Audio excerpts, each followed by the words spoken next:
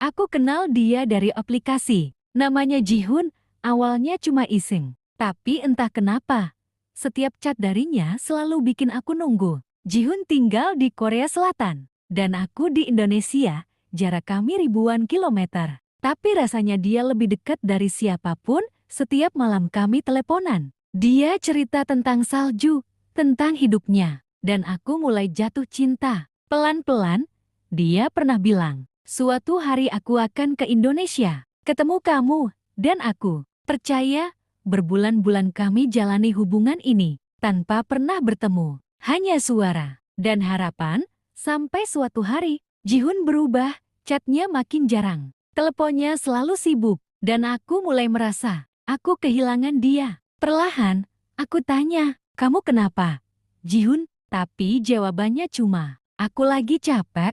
Sampai akhirnya, dia menghilang, tanpa penjelasan, tanpa perpisahan. Aku tunggu, 1 hari, 1 minggu, bahkan 1 bulan. Tapi Jihun nggak pernah kembali. Dan disitulah aku sadar, cinta beda negara itu bukan cuma soal jarak, tapi juga soal siapa yang benar-benar mau bertahan. Aku kira semuanya sudah selesai. Aku mulai belajar melupakan Jihun, pelan-pelan. Tapi suatu malam, aku lihat namanya muncul lagi di layar. Jihun menelepon, tanganku gemetar, antara ingin angkat atau pura-pura sudah nggak peduli. Dan aku tetap angkat, suara itu masih sama. Suara yang dulu selalu bikin aku tenang. Aku minta maaf, katanya pelan.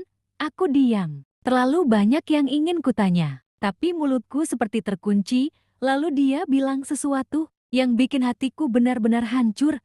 Aku dijodohkan, dan aku nggak bisa nolak. Dunia rasanya berhenti saat itu. Semua janji, semua rencana, ternyata kalah sama kenyataan. Aku cuma bisa tanya, Jeti selama ini aku apa?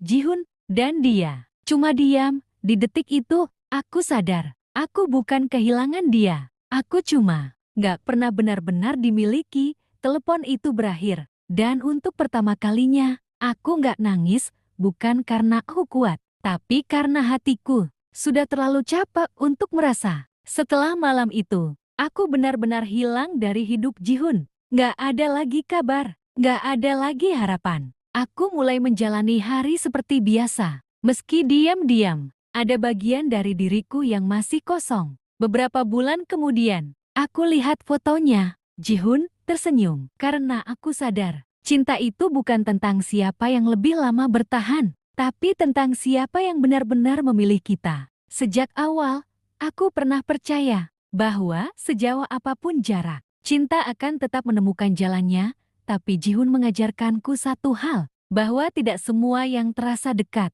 benar-benar akan tinggal. Aku nggak lagi membencinya. Aku juga nggak menyesali semuanya. Karena lewat dia, aku belajar bahwa mencintai seseorang dari jauh kadang hanya berarti siap kehilangan tanpa pernah benar-benar memiliki. Aku tersenyum sambil menghapus semua kenangan tentangnya. Bukan karena aku sudah lupa, tapi karena aku akhirnya memilih diriku sendiri. Kalau kamu pernah mencintai seseorang sejauh ini, kamu pasti tahu, rasanya melepaskan adalah bentuk cinta yang paling berat. Aku pikir, aku sudah benar-benar melupakannya. Hari-hariku mulai kembali normal, meski kadang bayangannya masih datang diam-diam. Sampai suatu hari, aku melihat sesuatu yang membuatku terdiam. Sebuah foto, dia tersenyum bahagia, memakai jas rapi, berdiri di samping seorang wanita cantik, anggun, wanita Korea. Tangannya menggenggam erat tangan wanita itu dengan cincin yang berkilau di jari mereka. Captionnya singkat, "Married, thank you for coming into my life." Dadaku terasa sesak, bukan karena aku masih berharap, tapi karena akhirnya aku sadar, semua yang dulu dia katakan padaku ternyata tidak pernah benar-benar berarti. Aku hanya persinggahan sementara, seseorang yang dia temui di saat dia kesepian. Sementara aku menganggapnya segalanya. Air mataku jatuh lagi, tapi kali ini berbeda. Bukan karena aku ingin dia kembali, tapi karena aku menyesal pernah memberikan hatiku seutuh itu pada orang yang salah. Aku menutup layar ponselku perlahan Dan untuk pertama kalinya, aku benar-benar melepaskannya.